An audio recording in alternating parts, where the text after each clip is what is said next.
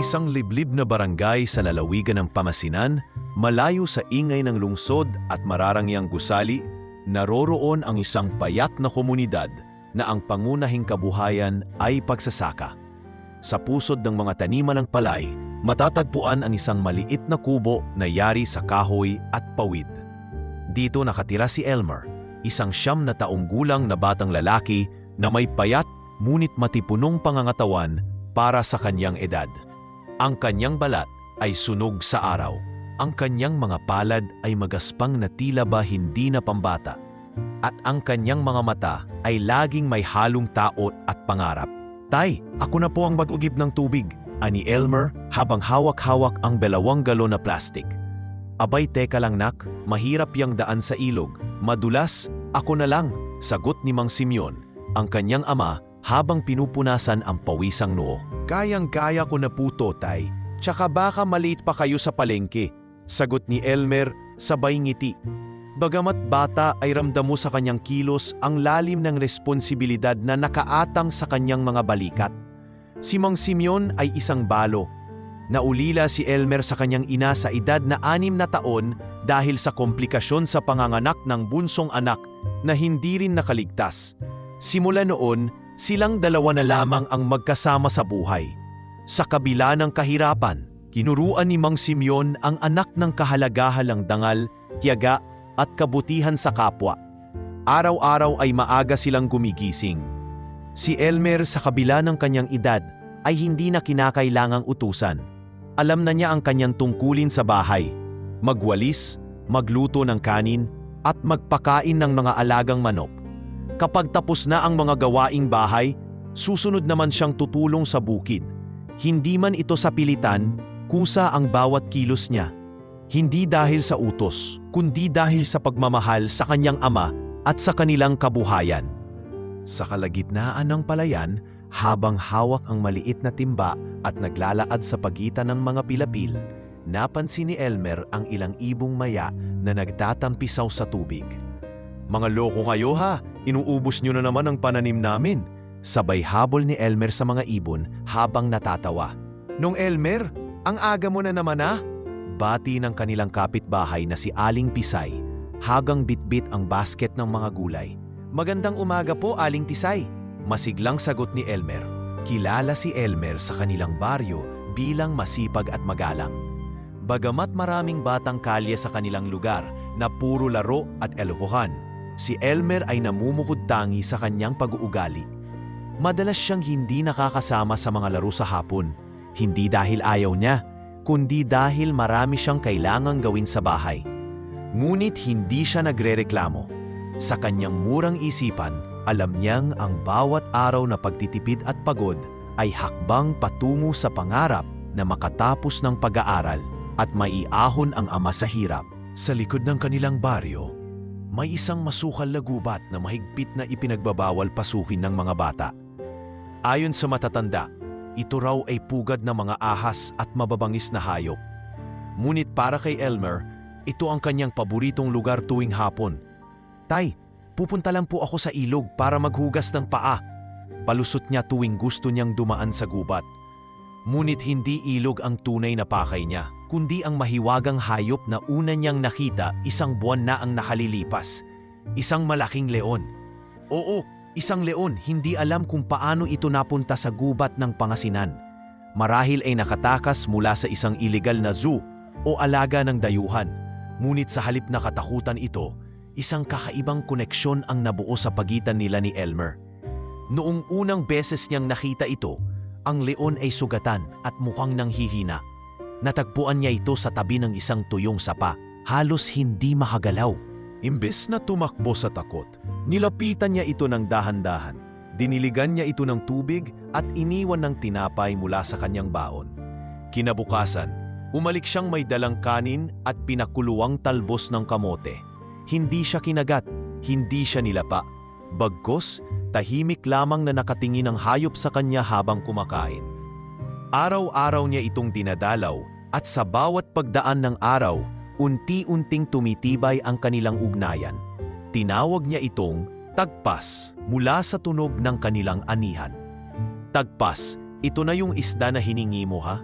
Biro niya minsang may dala siyang tuyong bangus. Pinanood niya habang nilalantakan ng leon ang pagkain at habang pinapanood din siya nito gamit ang malalaking mata na tila ba may alam. Wala siyang sinabihan kahit isa. Hindi ang ama, hindi ang kapitbahay at lalong hindi ang mga kalaro.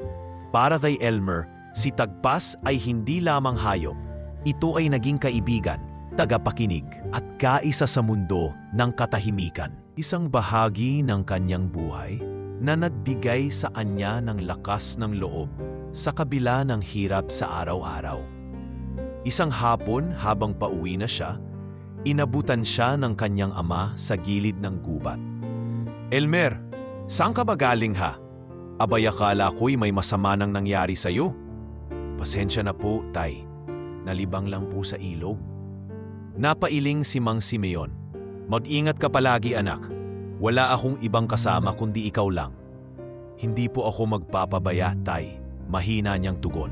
Habang tinatago sa loob ang sekreto niya kay Tagpas. Sa simpleng mundong iyon, sa pagitan ng palayan, kahirapan at mga pangarap, nabuo ang batang si Elmer.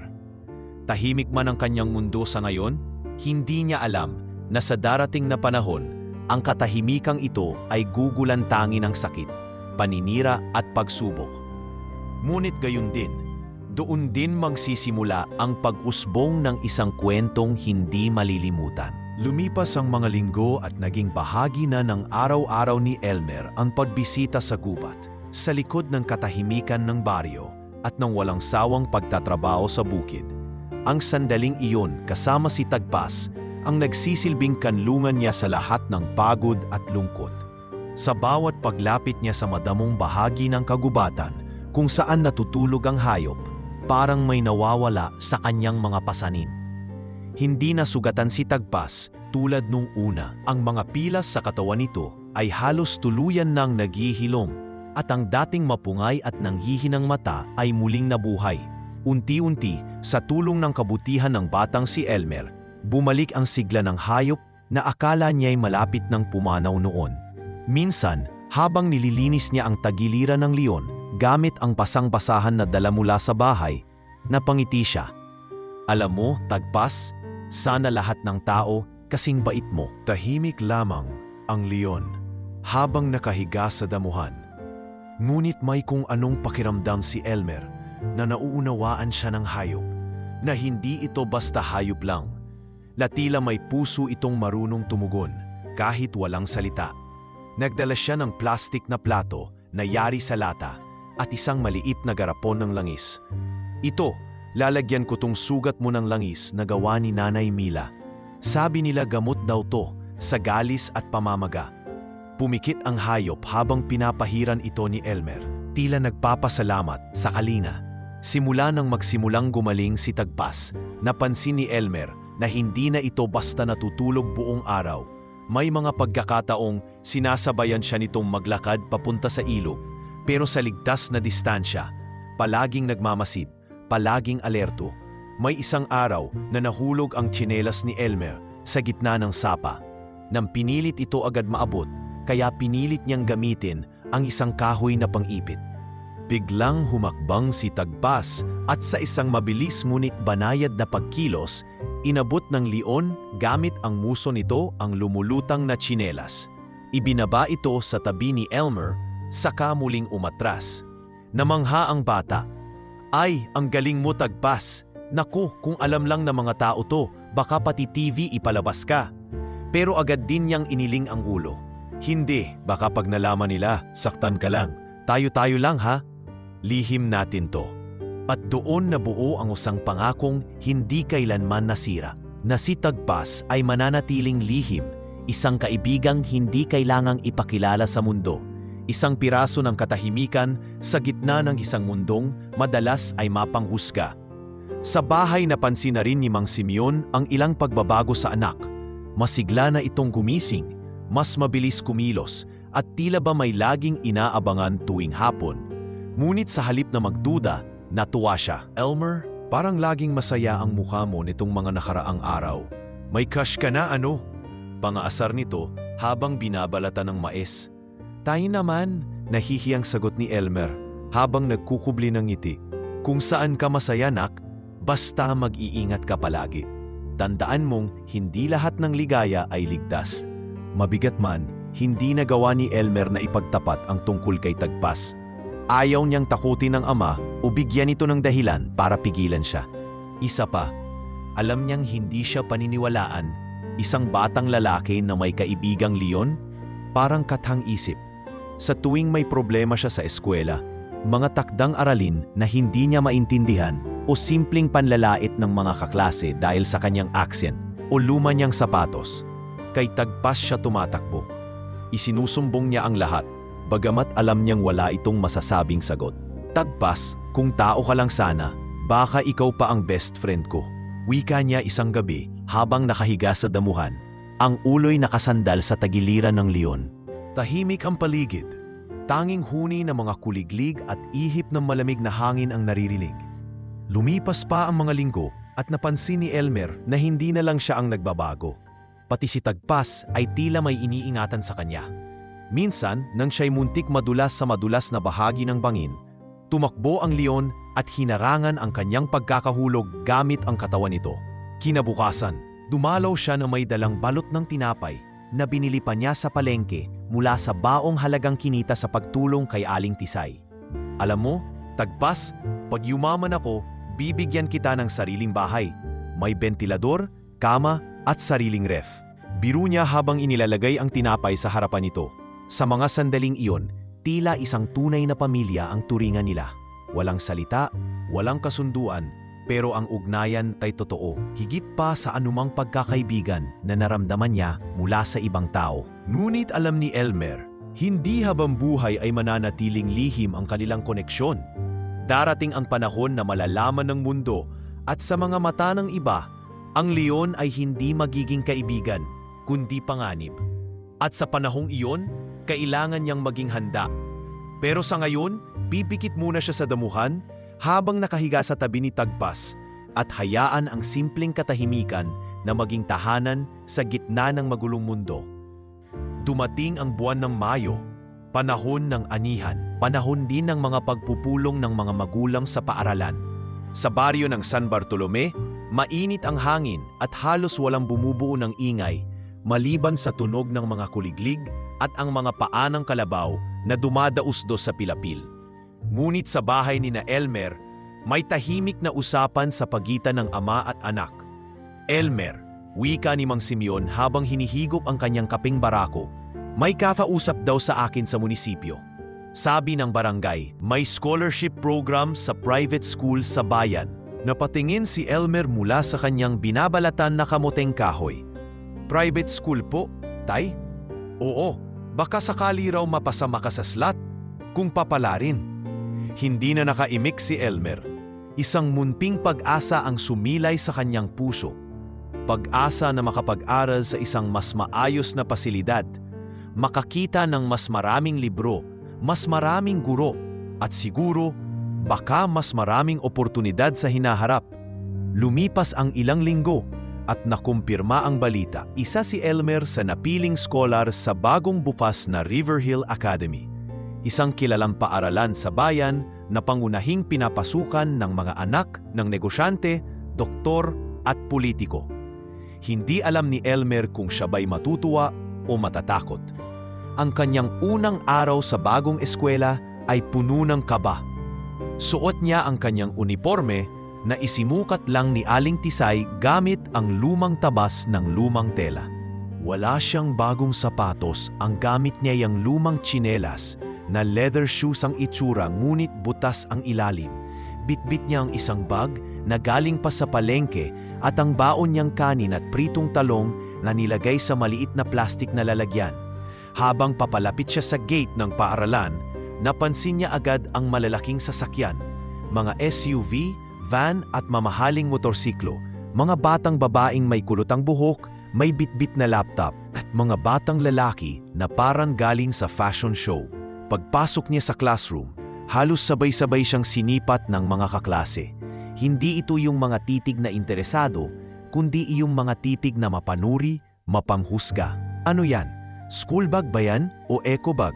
bulong ng isang batang babae na may braces sa ngipin. Parang amoy palengke, dagdag ng isang batang lalaking may hawak na iPhone. Elmer, bagamat sanay sa katahimikan, ay hindi sanay sa ganitong klasing pagtanggap. Pinilit niyang umupo sa isang sulok at huwag mapansin. Sa buong maghapon, ni isang beses siyang hindi kinausap ng guro maliban sa attendance. Wala ring gustong makipag-partner sa kanya sa mga group activity. Kaya't sa unang linggo pa lang, ramdam na ramdam ni Elmer ang layo ng agwat nila. Hindi lang sa yaman, kundi sa pagtingin ng lipunan sa kung sino ang karapat-dapat at sino ang hindi bagay. Tuwing lunch break, pinipili ni Elmer na kumain sa may punong mangga sa likod ng paaralan.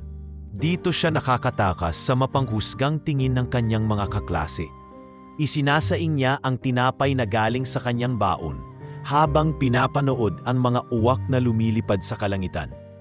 "Tagpas, sana nandito ka," bulong niya minsan habang nagbubukas ng baon.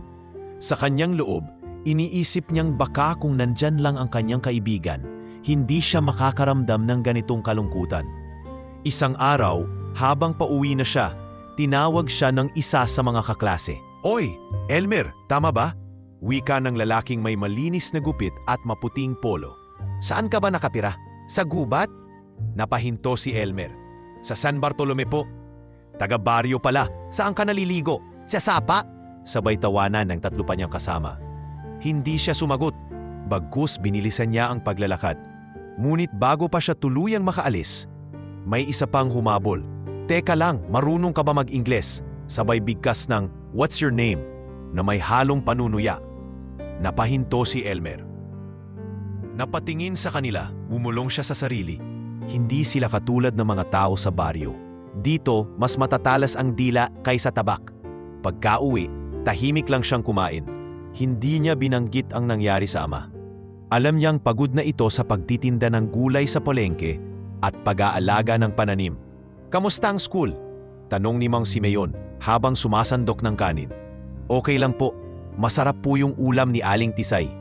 "Salamat po." Ngunit sa totoo lang, halos wala siyang nakakain sa lunch. Tanging ang presensya ng kaibigan niyang Leon sa isipan ang nagbibigay lakas para tumuloy sa susunod na araw. Tuwing Sabado, agad siyang bumabalik sa gubat. Tumakbo siya sa madamong daan, humihinga ng malalim, hinahanap ang presensya ni Tagpas. Pagkarating niya sa paborito nilang lugar, naroon ang Leon. Nakahiga sa lilim, ngunit agad bumangon nang makita siya. Lumapit si Elmer, niyakap ang hayop sa leeg. "Tagpas, salamat at hindi ka nagbabago." At sa ganitong paraan, nakaliligtas si Elmer sa bagong mundong puno ng mapanuring mata. Sa piling ng isang mabangis na hayop na tanging siya lang ang piniling mahalin, muling nabubuo ang kanyang loob. Sa ikalawang buwan ni Elmer sa River Hill Academy, mas lalong naging mahirap ang bawat araw. Sa halip na masanay siya sa bagong kapaligiran, tila lalong lumalalim ang agwat sa pagitan niya at ng kanyang mga kaklase. Kung noong unay tahimik lamang ang panlilibak, ngayon ay hayaga na ang pambabasto sa kanya. Isang Lunes ng umaga, habang papasok sa classroom, nasalubong ni Elmer ang grupo ni Carlo, Brent, at Cedric, tatlong magkaibigan na kilala sa eskwela, hindi dahil sa talino, kundi dahil sa yaman ng kanilang pamilya. Si Carlo, anak ng isang kilalang abogado sa bayan. Si Brent, pamangkin ng mayor. At si Cedric, apo ng may-ari ng mismong lupang kinatatayuan ng paaralan. Habang dumadaan si Elmer sa hallway, maririnig na agad ang malalakas na tawanan mula sa grupo. "Oy, narito na si Farmer Boy!" Sigaw ni Carlo habang tinuturo si Elmer na may hawak pang lumang bag. "Parang naamoy ko yung palay," dagdag pa ni Brent sabay takip ng ilong. "Baka may dalang patabayan." Napahinto si Elmer at bahagyang napayuko, ngunit hindi na siya nagpakita ng reaksyon. Patuloy siyang naglakad papasok sa silid.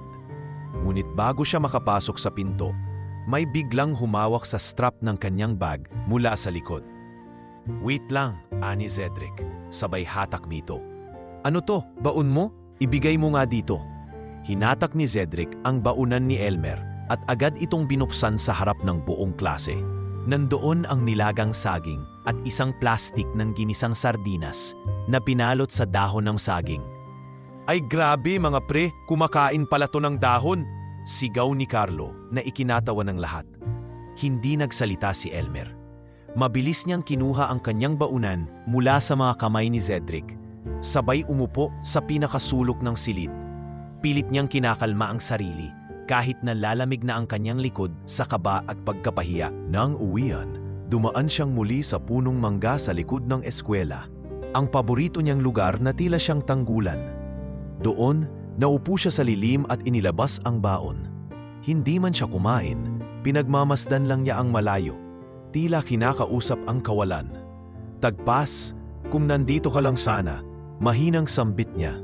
Hindi ko na alam kung hanggang kailan ko kakayanin to. Kinabukasan, bago pa man magsimula ang klase, pinatawag ng guro si Elmer sa harap. Elmer, kindly read the first paragraph of the story in English.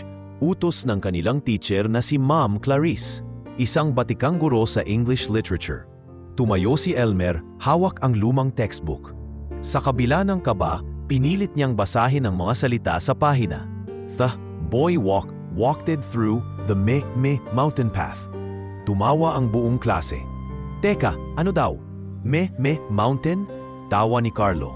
Bakit parang FM radio na may static? Dagdag ni Brent, sabay hiyawan. Walang ginawa ang guro kundi bumuntong hininga. Okay, enough. Sit down, Elmer. Wala siyang kalinga. Walang nagtanggol. Kahit ang mismong guro, tila sawa na rin sa kanyang kakulangan. At sa araw na iyon, muling bumalik si Elmer sa baryo, nadala ang isang buo at mabigat na pakiramdam. Pakiramdam na siya'y hindi kailanman magiging sapat. Pagka-uwi, sinalubong siya ng kanyang ama na may dalang isang supot ng chichirya. Elmer, may inabot si Aling Tisay kanina. Para daw sa'yo, yung paborito mong chips. Masiglang balita ni Mang Simeon. Ngunit wala sa mood si Elmer. Tumango lamang siya at dumiretso sa kanyang kwarto. Nang may sarado niya ang pinto, doon lamang tumulo ang luha sa kanyang pisngi. Kinabukasan, nagdesisyon siyang huwag munang dumiretso sa eskwela. Bagkus tinungo niya ang gubat kung saan naroon si Tagpas. Pagkarating niya, agad lumapit ang leon na tila ba kanina pa siyang hinihintay. Lumuhod si Elmer at niyakap ang hayop. Hindi ko na alam kung kaya ko pa. Lahat sila, pinagtatawanan ako. Bulol daw, amoy kalabaw, magsasaka. Tahimik lamang si Tagpas, ngunit dahan-dahang iniunan ang ulo nito sa balikat ni Elmer. Isang uri ng pagdamay na walang hinihinging paliwanag. Maya-maya, bumangon si Elmer, pinunasan ang mga mata at tumingin sa langit. Pero hindi ako susuko, Tagpas. Hindi ko pwedeng hayaang manalo sila. Pangako ko sa'yo, balang araw, titigil din ang pagtawa nila. At sa gabing iyon, habang mahimbing na natutulog ang buong baryo, may batang lalaki sa loob ng isang simpleng kubo ang nagising sa isang mas matatag na kalooban. Alam niyang hindi ito ang huli sa kanyang mga labang tatahakin. Ngunit ngayon pa lang, pinipili na niyang lumaban. Ang mga sumunod na araw ay tila naging ulap na kulay abo para kay Elmer. Bagamat pilit niyang pinapasok ang eskwela, ang kanyang presensya ay parang laging nasa gilid. Hindi kita, hindi pansin kundi para lamang sangkapat ng alikabok na dumadampi sa hangin. Ngunit sa likod ng bawat tahimik niyang hakbang, may lihim siyang itinatago. Isang lihim na sa paniniwala niya'y siya lamang ang may karapatang makaalam. Isang hapon, habang pauwi na si Elmer, pinili niyang dumaan sa mas malapit na daan sa may gubat. Alam niyang mas masukal ito at hindi normal na dinadaanan ng karamihan. Pero ito ang ruta papunta kay Tagpas. Bitbit niya ang isang supot na may lamang tinapay na binili pa niya sa tinitipid na baon. Sa pagkakataong iyon, nagpasya siyang dalhin si Tagpas ng pagkain para sa espesyal na okasyon, ang 3 buwan ng kanilang pagkakaibigan.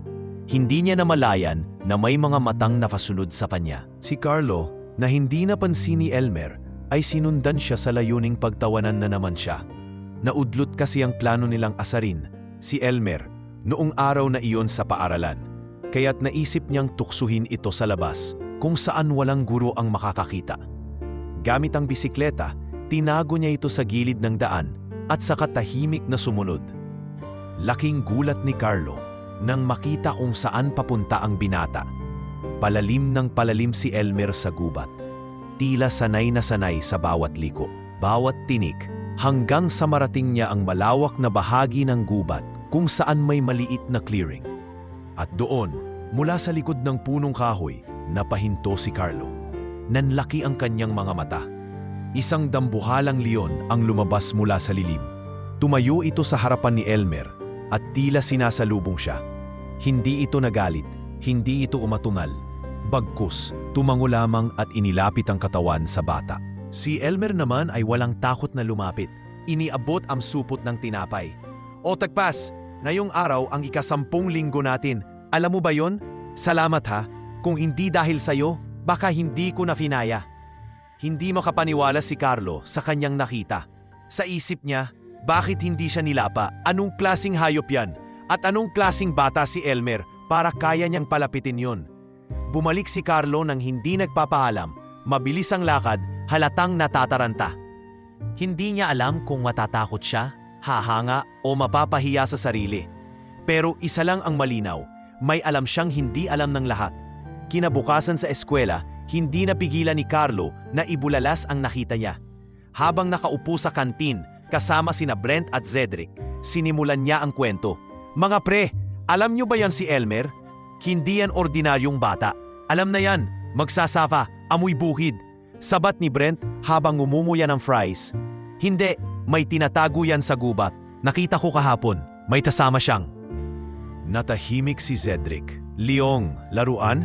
"Leong totoo, buhay, malaki, halos singlaki ng kabayo. At hindi siya kinagat, parang aso niya."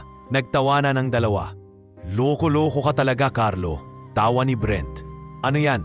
Napanaginipan mo habang kumakain ng corned beef?" "Hindi ako nagbibiro. Nakita ko talaga, nagbibigay pa nga ng tinapay si Elmer. Tapos may pangalan pa yung leon, Tagpas daw." Mabilis kumalat ang kwento. May ilan sa kanilang klase ang tila naniwala. Pero karamihan ay tumawa lang. Imbes na magdulot ng takot, ginamit ito ng ilan para lalong gawing katatawanan si Elmer. Kinabukasan, habang papasok sa eskwela, hinarang siya ni na Brent sa hallway. "O Elmer," bati ni Brent na may ngiting mapangasar. "Kamusta na si Sir Tagpas? Kumain na ba ng manok?" Sumabay si Cedric. "Pwede ba kaming magpa-picture sa kanya? Baka siya na ang bagong mascot ng zoo." Hindi na muling umimik si Elmer. Tahimik lang siyang naglakad papasok. Ngunit sa loob-loob niya, sumisikip ang dibdib. Hindi dahil sa takot, kundi dahil sa pagkabigo. Alam niyang darating ang araw na mabubunyag ang lihim niya. Pero hindi niya inakalang mangyayari ito sa paraang puno ng pangungutya. Sa pag-uwi niya sa hapon na iyon, agad siyang nagtungo sa gubat. Doon hinarap niya si Tagpas na tila ramdam ang bigat ng loob ng bata. "Tagpas," ulong niya habang hinahaplos ang leeg ng leon. May nakaalam na. Tahimik ang hayop, ngunit inilapit nito ang ulo sa balikat ni Elmer. Tila sinasabing, "Handa akong ipagtanggol ka." Nagtagpo ang tingin nila sa dapitapon. Ang isang bata, nilamon ng mundo ng paghuhusga. At ang isang mabangis na hayop, tahimik na handang lumaban para sa kanya. Hindi alam ni Carlo na ang pag-uusisa niya ay magbibigay daan sa isang serye ng pangyayaring hindi na niya mababawi. At si Elmer, unti-unti nang nadadarang sa katotohanang baka kailangan niyang mamili. Ang katahimikan ng kanyang lihim o ang kalayaan mula sa pananahimik. Makalipas lamang ang ilang araw mula nang ikalat ni Carlo ang tungkol sa leon ni Elmer, nagsimula na ang matinding paninira. Kung dati, panlalait lamang sa itsura at pinagmulan ang kinakaharap ng batang magsasaka, ngayon ay mas masahol pa. Tinuturing na siyang siraulo, delusyonal at mapanganib. Ang kwento tungkol kay Tagpas ay ginawang kasangkapan upang tuluyang wasakin ang natitirang kumpiyansa ni Elmer sa kanyang sarili. Hindi man naniwala ang lahat sa sinabi ni Carlo, sapat na ang dami ng mga naniniwalang ito ay katatawanan. Sa mga mata ng kanyang mga kaklase, si Elmer ay hindi na lang bulol o amoy lupa. Siya na ngayon ang batang nag-aalaga ng halimaw. Isang hapon sa loob ng silid-aralan, habang tahimik na nagsusulat si Elmer sa kanyang notebook, naramdaman niyang may isang bagay na tumama sa kanyang batok. Nang lumingon siya, may nagtapon ng pinirasong papel.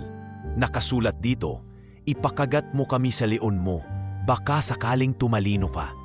Tumawa ang ilang kaklase sa gilid.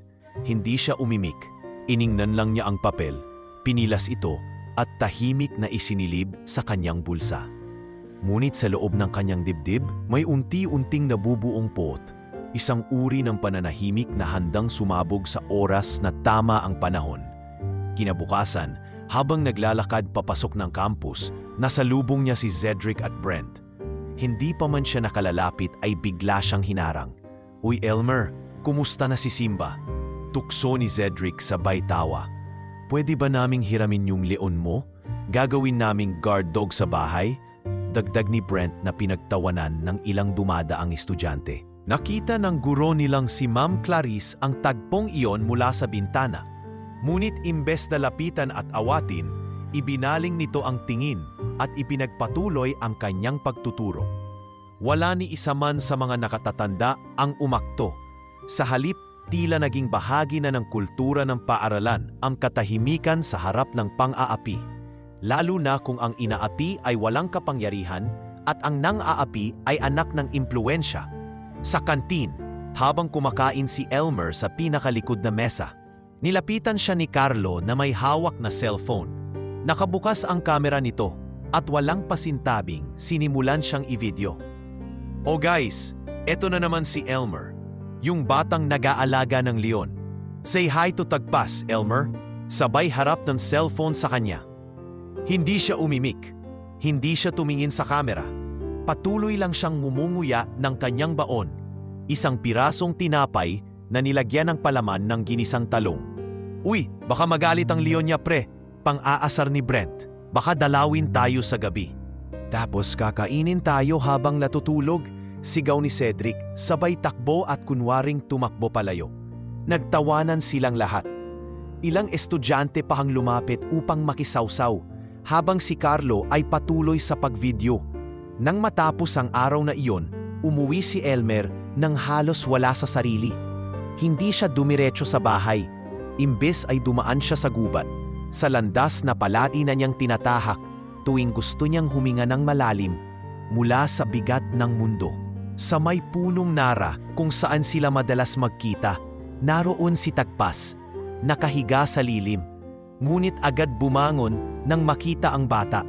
Lumapit si Elmer, bitbit ang supot ng pande koko na binili niya sa huling 5 piso sa kanyang bulsa. "Tagpas, pagod na ako," bulong niya habang humihikbi. "Parang wala akong kakampi. Wala ni isang gustong umintindi." Tahimik ang leon. Inilapit nito ang katawan kay Elmer at iniunan ang ulo sa kanyang tuhod. "Hindi ko alam kung bakit ang dali nilang manakit. Hindi naman ako gumagawa ng masama. Bakit kailangan akong pagtawanan? Dahil lang ba anak ako ng magsasaka? Dahil hindi ako magaling mag-Ingles? Dahil hindi ko kayang bumili ng bagong bag?" Hindi makasagot si Tagpas. Ngunit ang kanyang presensya ay tila nagsasabing, "Nandito ako. Hindi mo kailangang magsalita para maintindihan kita."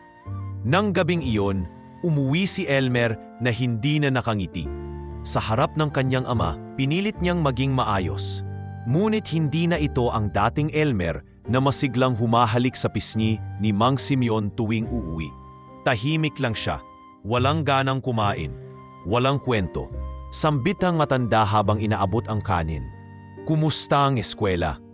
"Okay lang po," maikling tugon niya. "May problema ba? May nangyari ba sa'yo?" "Wala po. Pagod lang po." At doon nagtapos ang kanilang usapan. Ngunit sa loob ng puso ni Mang Simeon, alam niyang may hindi sinasabi ang anak. Ramdam niyang may bigat na dinadala si Elmer na hindi lang simpleng pagod. Ngunit tulad ng nakasanayan sa baryo, sanay silang tiisin ang sakit at patuloy lang sa buhay. Makalipas ang ilang araw, kumalat na sa social media ang video ni Elmer, kasama ang caption, "Baliw ng Riverhill, kaibigan niya daw ay leon." Naging viral ito sa loob ng eskwela. Maging ang ilang guro ay patagong nagtatawanan habang pinapanood ito. Sa faculty room, narinig pa ni Elmer ang isa sa mga teacher na pabulong na nagsabi, "Dapat yan ipa-assess, baka may mental problem." At sa gitna ng lahat ng ito, nanatili siyang tahimik, hindi dahil wala siyang boses, kundi dahil natutunan na niyang sa mundong puno ng ingay, minsan ang katahimikan ay mas makapangyarihan. Pero sa puso niya, may naitatagong apoy. Isang apoy na hindi man niya alam kung kailan sasabog. Ngunit unti-unting tumitindi sa bawat araw na siya'y tinatapakan.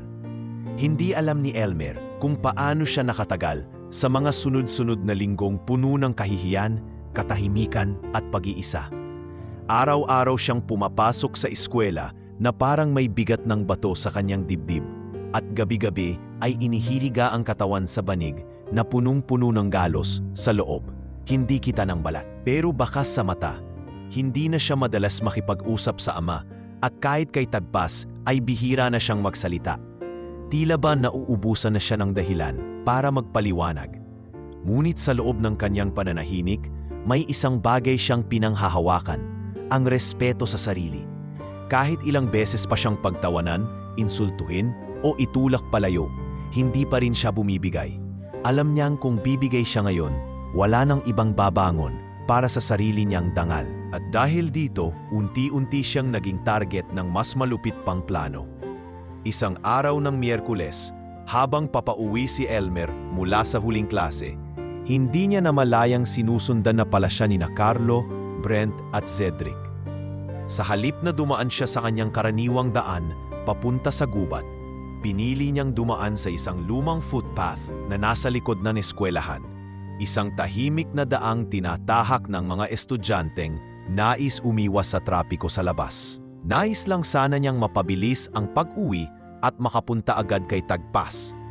Ngunit sa daang iyon, nakatakdang mangyari ang isa sa mga gabi na hinding-hindi niya malilimutan. "Hoy!" sigaw ni Carlo mula sa likuran. Napalingon si Elmer. Nanlaki ang mata niya nang makita ang tatlong lalaki na unti-unting lumalapit at ang mga ngiti sa mukha nila ay hindi tanda ng biro kundi ng masamang balak. "Ano bang problema niyo?" tanong ni Elmer habang inaatrasan ang daan. "Wala naman," sagot ni Brent habang pailing. "Gusto lang naming makipaglaro. Sabi mo may leon ka, di ba? Di tingnan natin kung marunong kang sumigaw para tulungan kanya." Bago pa man makapagsalita si Elmer, isang suntok ang dumapo sa kanyang tagiliran. Mula kay Cedric. Napaupo siya sa lupa, halos mawalan ng hininga. "Huwag kang magpretend na bida ka dito," ani Carlo. "Hindi ikaw yung may kwento, Elmer. Isa ka lang extra." Isang tadyak sa likod ang sumunod. Dahilan para mapahandusay ang kanyang katawan sa damuhan. Tinangka niyang bumangon, ngunit muli siyang sinikmuraan. "Tawagin mo na si Tagpas mo, baka busy siya," sabay tawa ni Brent. Naramdaman ni Elmer ang dugo na bumalong sa kanyang labi. Ang kanyang mga kamay ay nanginginig. Hindi niya malaman kung saan galing ang sakit, sa katawan ba o sa puso. Ang dating malalim niyang paghinga ay napalitan ng putol-putol na panaghoy. Tila sinakal siya ng kawalan ng katarungan. "Wala kayong karapatan," mahina niyang sa. "Ano yun?" ani Carlo, habang yumuko at hinila ang buhok ni Elmer pataas. "Ano rong sabi mo, farmer boy? Wala kayong karapatan saktan ako. Wala kayong alam sa akin." Sabay hampas ng notebook sa mukha ni Elmer ang ginawa ni Brent. "Tama na nga yan, nakakainis na. Tara na." Habang paalis na ang tatlo, iniwang bugbog si Elmer sa damuhan. Tumatawa pa silang nagkukwentuhan habang palayo. Tila ba isang ordinaryong laro lamang ang lahat ng iyon. Naiwang mag-isa si Elmer sa gitna ng damuhan, hindi makagalaw. Ang damit niya'y gusgusin, puno ng alikabok, may bahid ng dugo sa kwelyo at may galos sa pisngi. Ngunit higit sa lahat, ang kanyang tingin ay tulala, tila nakatingin sa malayo, ngunit walang nakikita. Sa kanyang huling lakas, gumapang siya papunta sa gilid ng daan. Doon niya sinubukang bumangon at sa nanginginig na tuhod, pinilit niyang ipagpatuloy ang paglalakad. Ilang ulit siyang nadapa. Ngunit sa kabila ng lahat, hindi siya tumigil. Pagkarating sa gubat, walang ingay. Ang nanakuliglig ay tila nakikiramay. Walang ihip ng hangin. Walang kaluskos. Tagpas, mahina niyang tawag. Tagpas, nandyan ka ba? At doon, mula sa lilim ng kagubatan, unti-unting lumitaw ang malaking katawan ni Tagpas. Ang mga mata nito ay tila nagliliyam, hindi sa galit kundi sa pagkabahala. Nang makita niya si Elmer, agad itong lumapit. Hindi mabangis, kundi marahan, parang isang ama sa anak na sugatan. Napaupo si Elmer sa paanan ng leon. Pasensya ka na, hindi ko na sila kinaya. Inilapit ni Tagpas ang kanyang ulo sa dibdib ni Elmer. At sa unang pagkakataon, doon bumigay ang batang lalaki. Umiyak siya ng walang pakundangan. Hindi niya ininda ang sugat, ang galos o ang sakit.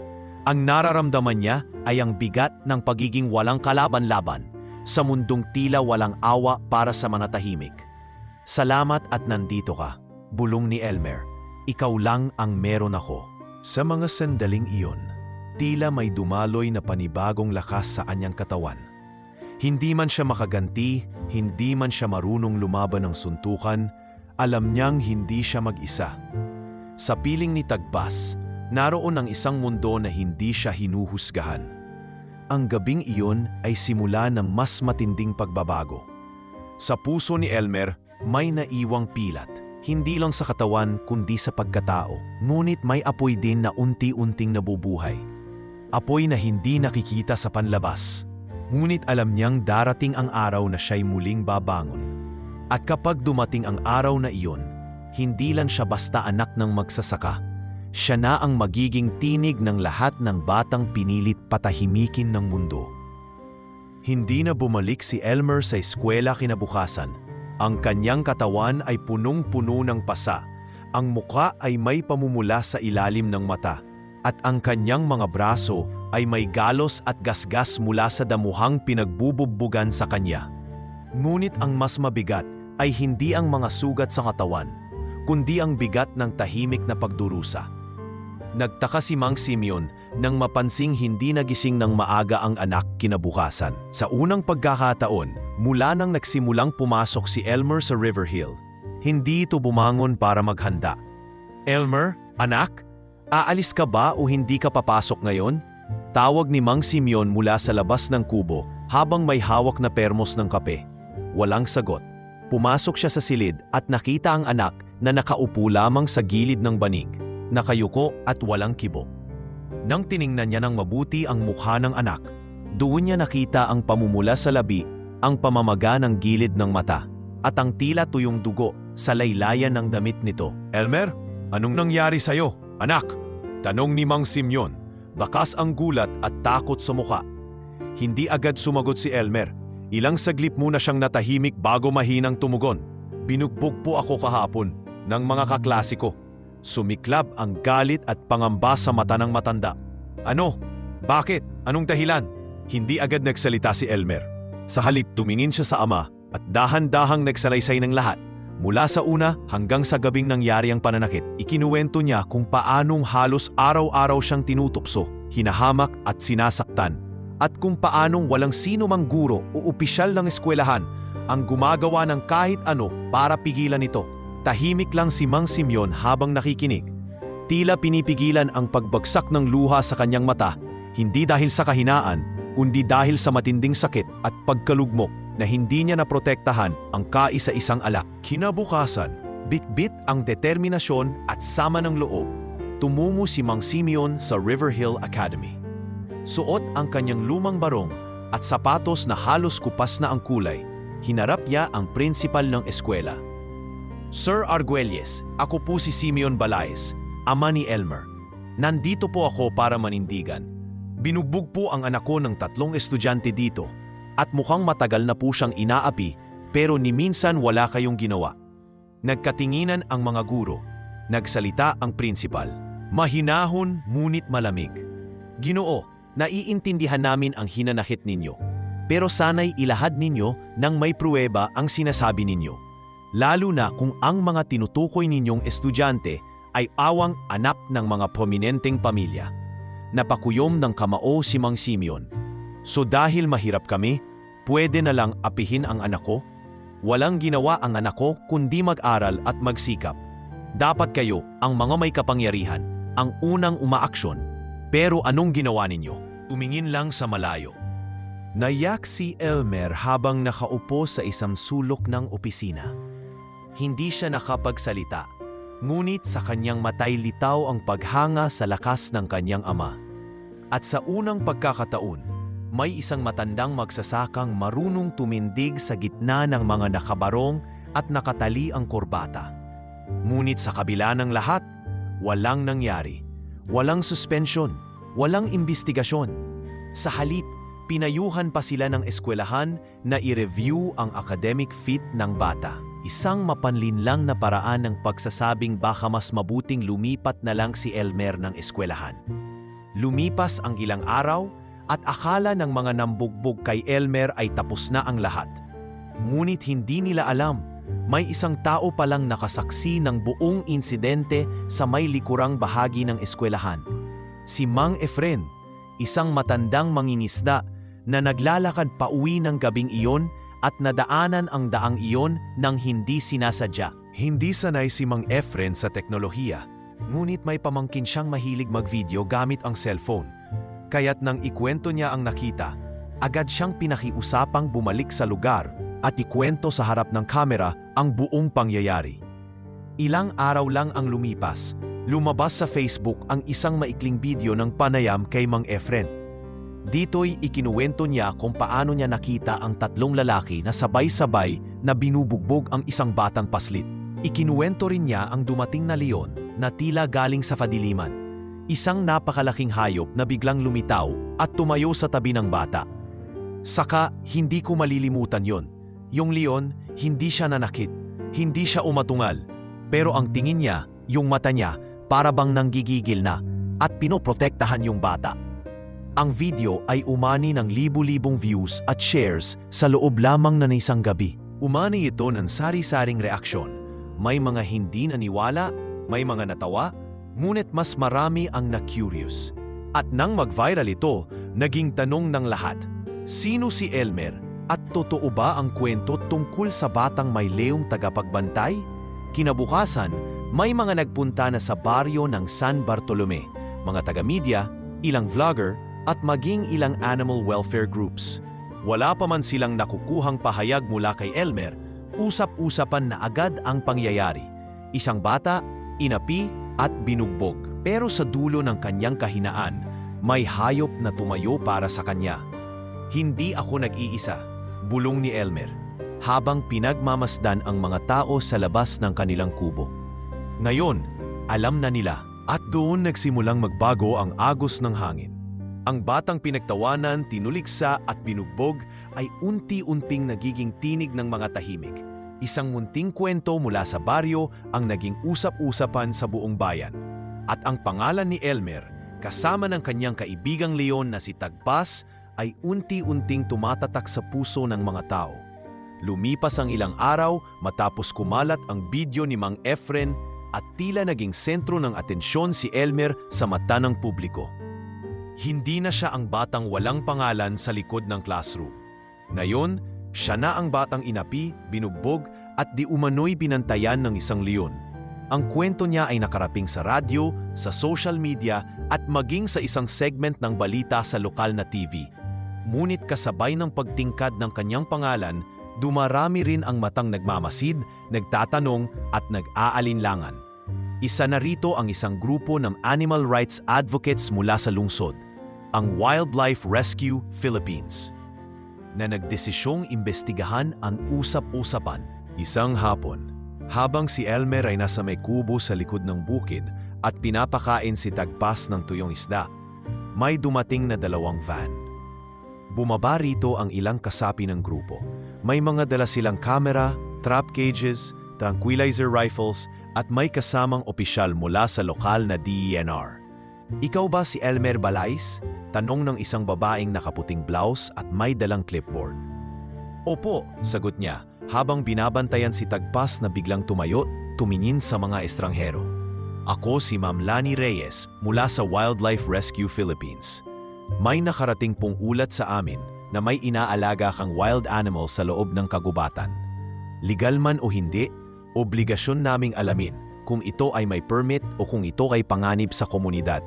Napaatras si Elmer. Hindi po siya delikado. Kaibigan ko po siya. Ako po ang nagligtas sa kanya noong sugatan pa siya. Anak, sabat ng lalaking nasa likod ni Ma'am Lani. Maaaring sa pananaw mo ay kaibigan mo siya, pero ang leon ay isang mabangis na hayop. Hindi ito domesticated. Pwede siyang umatake kahit kailan. Nakilala ko na po siya. Hindi siya tulad ng iniisip nyo. Hindi siya hayop sa akin. Matagal na po kaming magkasama. Sagot ni Elmer, ngayon ay nanginginig ang tinig. Samantala, si Tagbas ay nakatayo sa likuran ng bata. Matahimik ngunit alerto. Ramdam niya ang tensyon sa paligid. Ang mga tauhan ay unti-unti nang lumalapit, handa na sa anumang galaw ng hayop. May isa nang humawak sa tranquilizer gun. Biglang sumigaw si Elmer. Huwag niyo siyang saktan, hindi siya kalaban. Mabilis na dumating si Mang Simeon na tinawag ng kapitbahay matapos mapansin ang mga sasakyan sa labas ng gubat.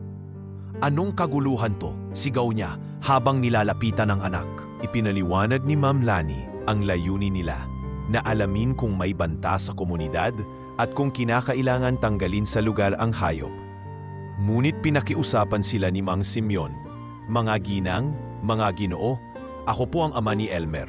Bata pa lang yan ay matalino at may malasakit sa lahat ng nilalang. Kung may nakita man kayong kakaiba, hindi yan panganib, kundi pruweba ng koneksyon ng tao sa kalikasan.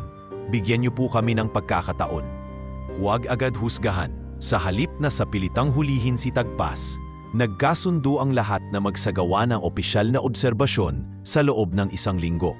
Sa panahong iyon, hindi muna aalisin si Tagpas sa lugar, pero hindi rin pwedeng iwanang walang bantay. Iminungkahi ng DENR na ilipat muna ang leon sa isang secured holding area sa loob ng isang sanctuary na malapit lang din sa kanilang baryo. Pero kailangan mong bumisita sa kanya roon. Hindi ka pwedeng mawalan ng ugnayan para hindi siya mabigla, pahayag ng isang veterinaryo. Tumango si Elmer, bagamat mabigat sa loob niya ang bawat salita. Alam niyang maaaring ito na ang huling mga araw na makakasama niya si Tagpas sa kanyang personal na paraiso. Kinagabihan, bago nila sunduin si Tagpas para dalhin sa sanctuary, hinarap niya ito sa ilalim ng liwanag ng buwan. Adbas, baka hindi na kita araw-araw makasama, pero pangako hindi ko hahayaang makalimutan ka ng mundo. Hindi na ako mananahimik.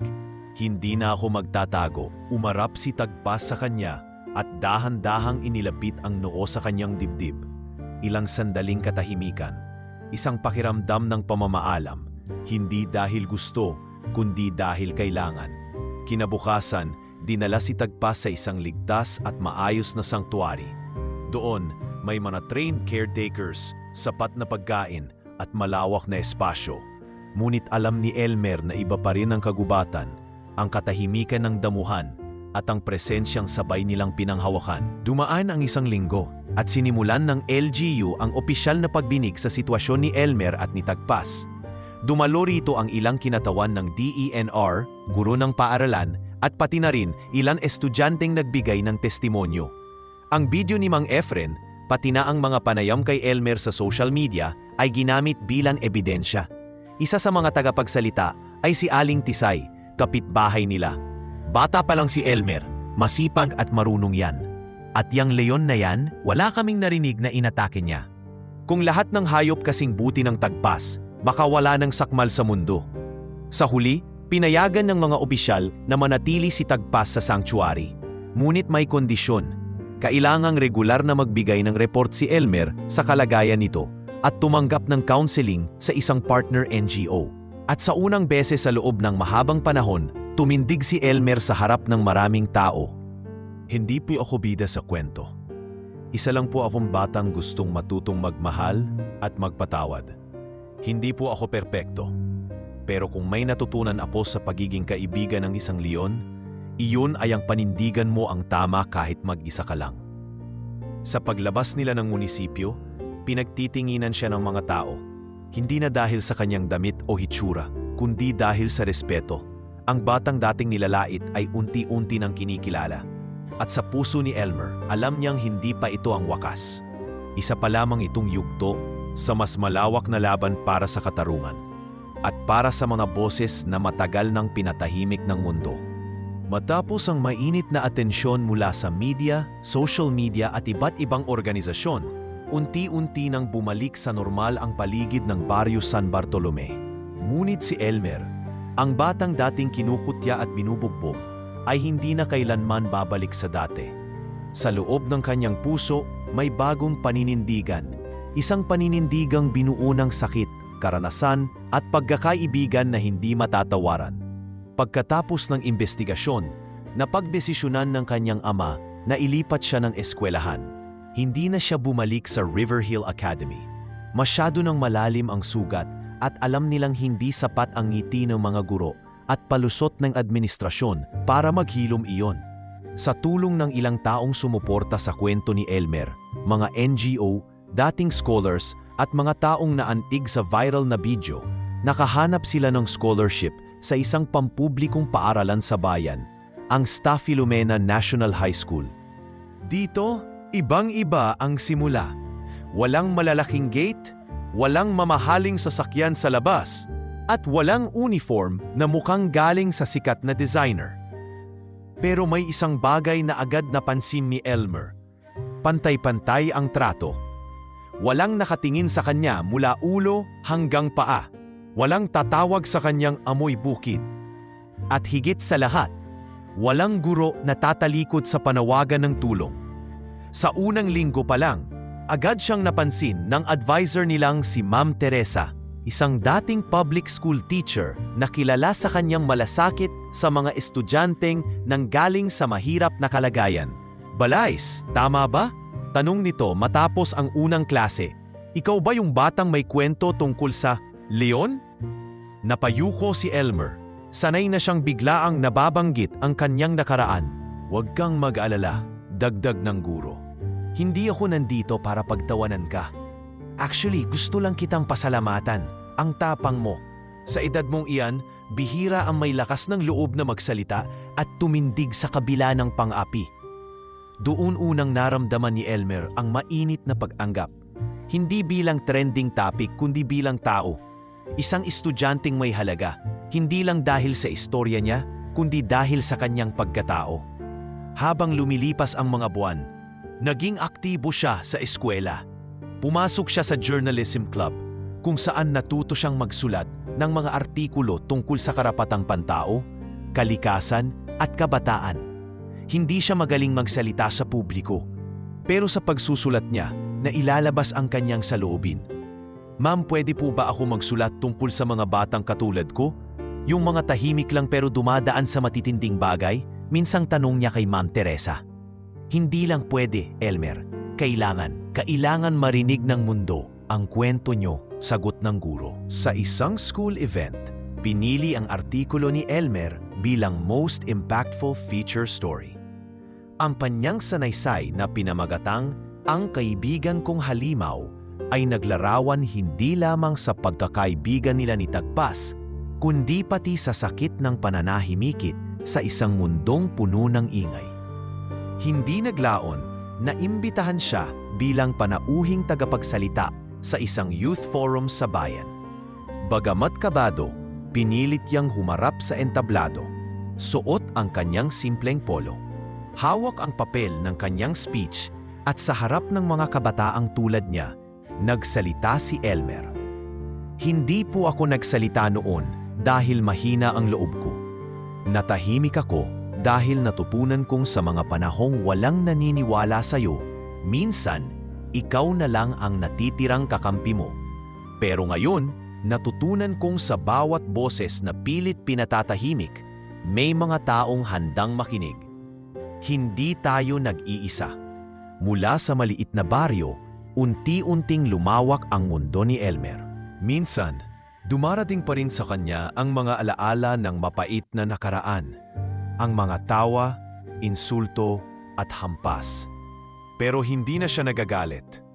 Sa halip, ginagawa niya itong lakas upang umusad. Buwan ng Marso nang muling bumisita si Elmer sa sanctuary kung saan naroon pa rin si Tagpas. Hindi araw-araw, pero tuwing may oras, dinadalaw pa rin niya ito. Sa tuwing lumalapit siya sa gate ng malaking kulungan, agad lumalapit si Tagpas na tila hindi nagbago ang pagkilala sa kanya. Isang simpleng sulyap, isang pagtahimik sa pagitang nilang dalawa, at isang damdaming hindi kailanman naluma. "Kamusta ka na, Tagpas?" Wika niya habang iniabot ang dalang tinapay. "Pasensya ka na kung hindi na kita madalaw madalas. Busy na ako sa school. Pero hindi kita nakakalimutan." Walang sagot, wala ring tunog. Pero ang dahan-dahang paglapit ng leon at pagdantay ng noo nito sa pader ay sapat na para maramdaman ni Elmer ang sagot. Bago umalis, tumingin siya sa kalangitan. "Kung hindi dahil sa'yo, baka hindi ako tumayo. Hindi ako tumindig. Ikaw ang unang naniwala sa akin, Agpas, at hindi ko yung makakalimutan kahit kailan." Habang naglalakad siya pauwi, ramdam niya ang init ng araw, ang alikabok sa daan, at ang bigat ng libro sa kanyang bag. Pero hindi na ito ang batang inaalaska o ang binubugbog sa sulok ng paaralan. Siya na ngayon ang batang bumangon mula sa putik ng pangaalipusta at unti-unting nilalakad ang landas tungo sa mas maliwanag na bukas. Mabilis lumipas ang mga taon. Ang batang si Elmer na dating binubugbog, pinagtawanan at tinawag na baliw ay unti-unting nagtamo ng respeto. Hindi dahil sa dramatikong kwento ng kanyang nakaraan, kundi dahil sa tahimik ngunit matatag niyang paninindigan. Nang matapos niya ang high school sa Sta Filomena National High School, nagtapos siya bilang isa sa mga honor students at valedictorian ng kanilang batch. Para sa lahat ng tinawag na wala kang mararating, eto na po ako. Bahagi ng kanyang speech sa graduation, kasabay ng pang-iyak ng ilan sa mga magulang at guro. Pagkatapos ng seremonya, kinausap siya ni Ma'am Teresa na isa sa mga dahilan kung bakit siya nanatiling matibay sa eskwela. "Elmer," wika nito habang pinapahiran ang mata ng luha, "hindi lang sa katalinohan ka hinahangaan. Napatunayan mo ang tunay na tagumpay, hindi nasusukat sa marka, kundi sa tibay ng puso." "O ma'am, at kayo po ang isa sa mga nagturo niyan sa akin," sagot ni Elmer na may bahid ng ngiti. Sa tulong ng scholarship grant mula sa isang private foundation na humanga sa kanyang istorya, nakapasok si Elmer sa isang kilalang state university sa Maynila. Hindi naging madali ang paglipat mula sa baryo patungong lungsod. Ang malalaking gusali, masisikip na kalsada at mga taong palaging nagmamadali ay tila banyaga sa kanya. Ngunit dala niya ang aral ng buhay na kahit sa pinakamasikip na lugar, may puwang para sa isang taong buo ang pagkatao. Sa unang linggo ng klase sa kolehiyo, tahimik lamang si Elmer. Nakasuot ng luma ngunit malinis na polo at bitbit ang recycled na bag mula sa kanyang high school. Habang ang karamihan sa kanyang mga kaklase ay nakasuot ng branded na sapatos at may daladalang mga laptop, siya ay may notebook lamang na may sulat ng kanyang pangalan sa harapan. Ngunit sa kabila ng kanyang pagiging simple, agad siyang napansin ng kanilang propesor sa kursong journalism. "Mr. Balais, ikaw bang nagsulat ng sanaysay na Ang Kaibigan Kong Halimaw? Nabasa ko yan sa isang youth publication ilang taon na ang nakaraan. Napakahusay. Ikaw ba yon?" Nagulat si Elmer. "Opo sir, ako po yon." "Magaling. Gusto kitang irekomenda sa student publication. Ang isang katulad mo hindi dapat tinatago ang talento sa pagsusulat." Sa mga susunod na buwan, unti-unting bumukas ang mas malawak na mundo para kay Elmer. Sa kolehiyo, natuto siyang humawak ng mas maraming salita, mas malawak na pananaw at mas malalim na damdamin. Hindi na lamang tungkol sa kanyang kwento ang isinusulat niya, kundi pati na rin ang mga kwento ng iba, mga batang lansangan, mga biktima ng karahasan, mga magsasakang nawalan ng lupa. Nakita niya ang sarili sa kanila. Sa bawat titik na inilalapat niya sa papel, tila muling isinulat ang kanyang layunin sa buhay. Isang araw, habang naglalakad siya sa campus, napansin niya ang isang bulletin board na may nakapaskil, "Documentary Competition, Stories of the Forgotten." Napalunok siya habang binabasa ito. Parang tinawag siya ng tema. Tagpas, bulong niya sa sarili. panahon na. Sa loob ng 2 buwan, gumugol siya ng oras sa pagsulat, pag-edit at pagbabalik tanaw. Ginamit niya ang lumang mga larawan niya at nitagpas ang mga footage mula sa video ni Mang Efren at mga panayam mula sa kanyang ama, mga dating guro at ilang kaibigan sa baryo. Hindi niya pinalabis ang istorya. Hindi niya sinensasyon. Inilahad niya ito sa paraang totoo, masakit, tahimik at totoo. Isinampa niya ang dokumentaryo na pinamagatang Bantay sa Pating Palak. Nang araw ng presentasyon, pinanood ito ng daan-daang estudyante, guro at ilang bisita mula sa media.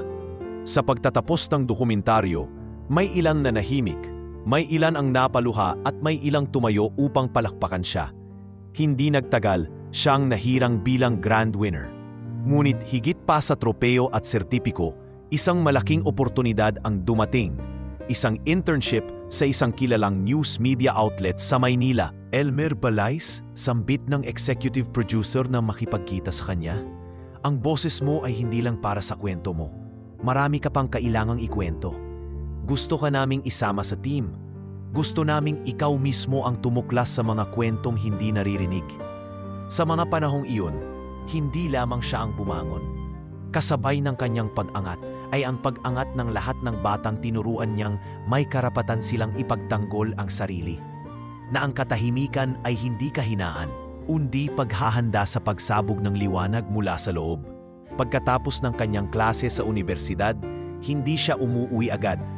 Minsan, dumadaan siya sa Quiapo upang bumili ng mga lumang aklat. Minsan, tumutulong sa mga feeding program.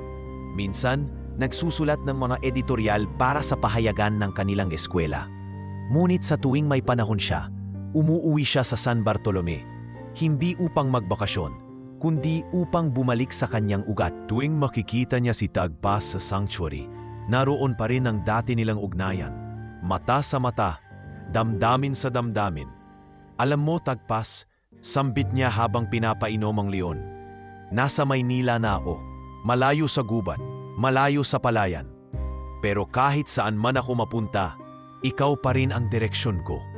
At habang sumisilip ang araw sa pagitan ng mga punong kahoy, ang batang minsang tinuring na baliw ay ngayon isa ng kinikilalang tagapagsalita ng mga tinig na hindi pinakikinggan. Hindi siya huminto sa laban. At sa bawat pahina ng kanyang buhay, sinusulat niya ang kasaysayang hindi basta-basta binubura, hindi ng lipunan, hindi ng pangungutya, at lalong hindi ng takot.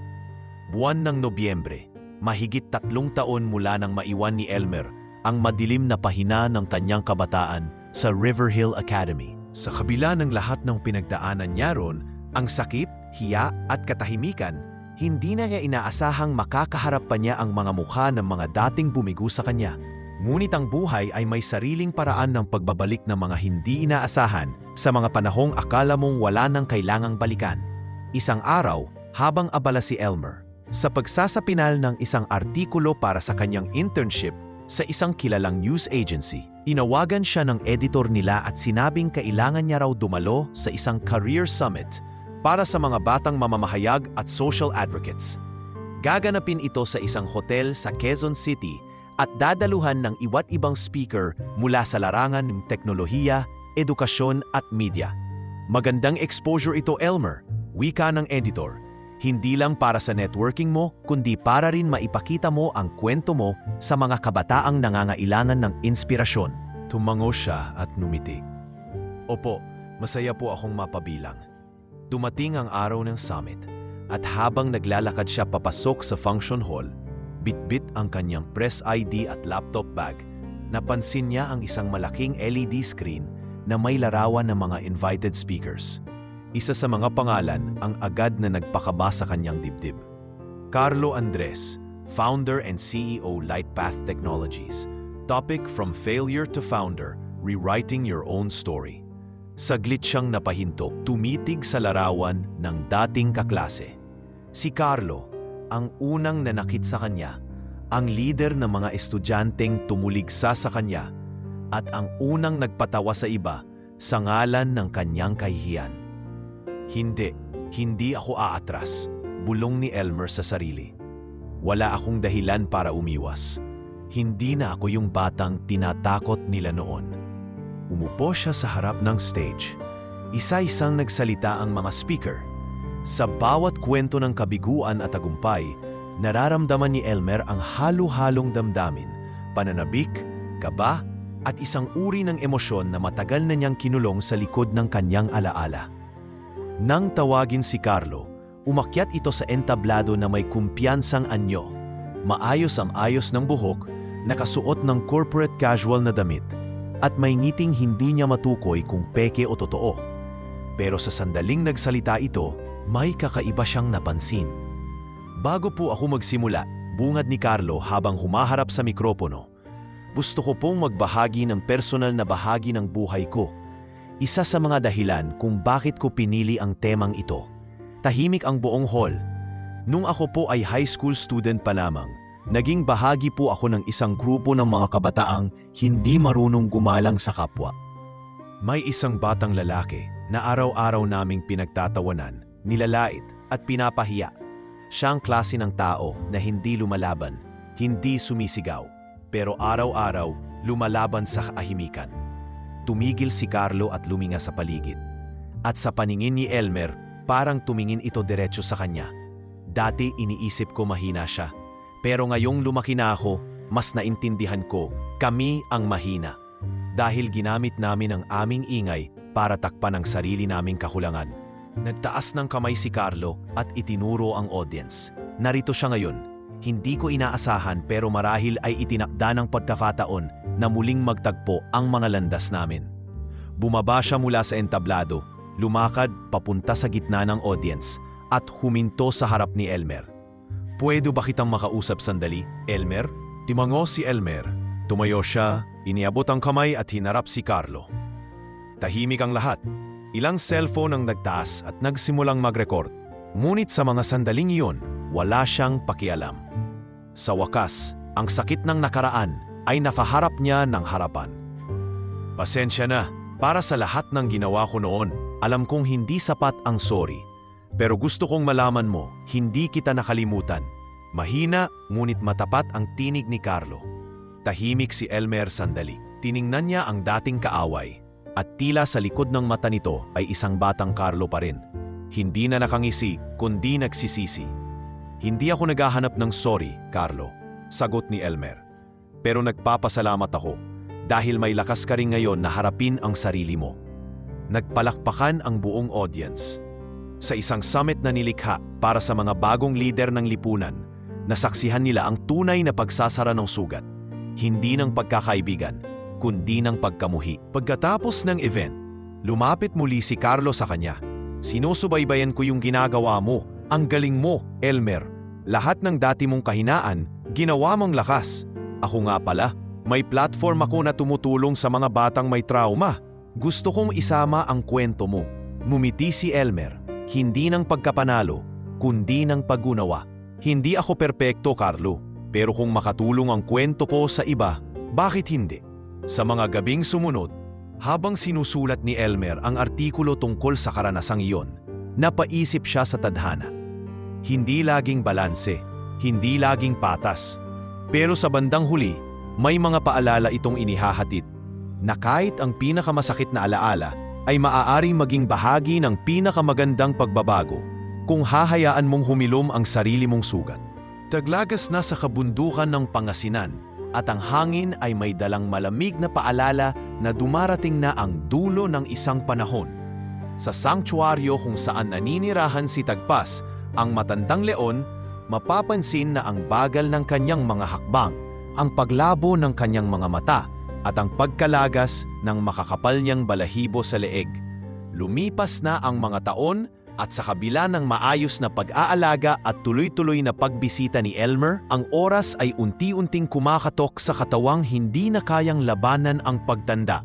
Nasa Maynila si Elmer nang makatanggap siya ng tawag mula kay Ate Janine, ang caretaker ng sanktuaryo.